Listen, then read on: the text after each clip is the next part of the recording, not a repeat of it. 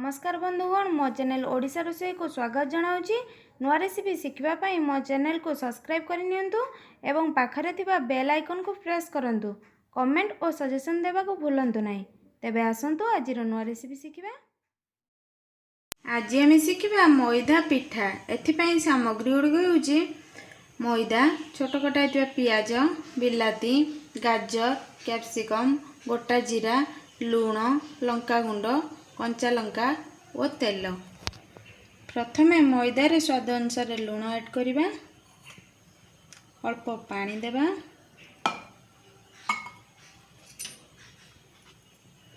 या को भल भाव गोलाई देबा।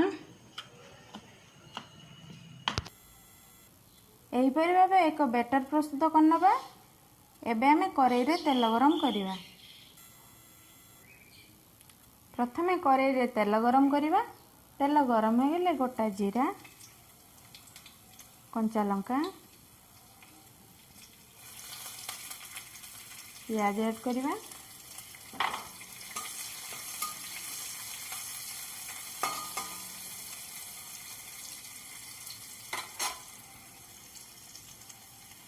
एबे एथिरे बिलाती, कैप्सिकम, गाजर ऐड करिबा।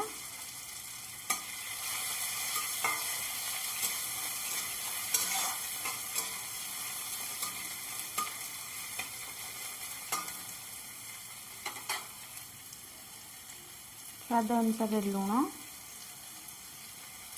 लंका गुंड ऐड करिबा।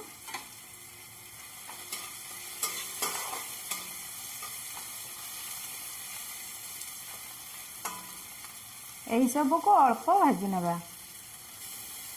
यह अधा भजा हो गले यह प्लेट को काढ़ी नबा।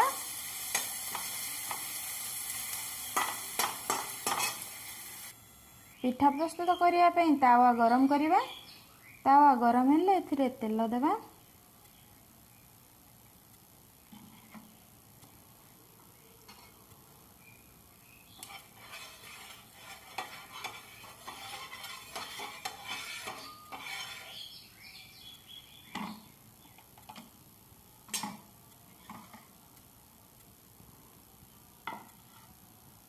एबे एथिरे बैटर ढाली देबा।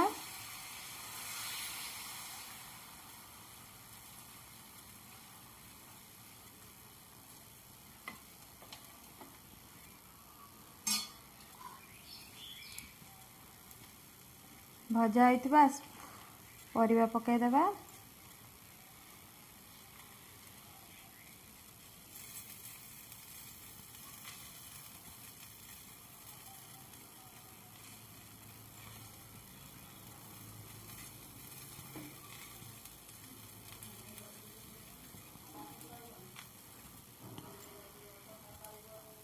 या को हल्का प्रेस कर देबा।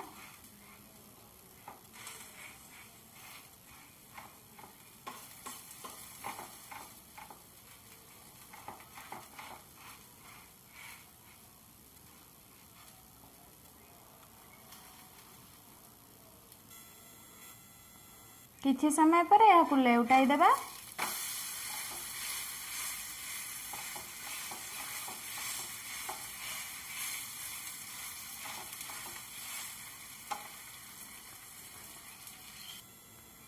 एबे हमर पिठा प्रस्तुत हो गलानी। एहाको आमे प्लेट को काढ़ी नबा। एबे हमर प्रस्तुत हो गला मैदा पिठा। नुआ नुआ रेसिपी शिखिबा पई मो चैनल को सब्सक्राइब करनियंतु एवं मो वीडियो को लाइक एंड शेयर करंतु। कमेंट और सजेशन देबा को भूलिबे नहीं। Thank you.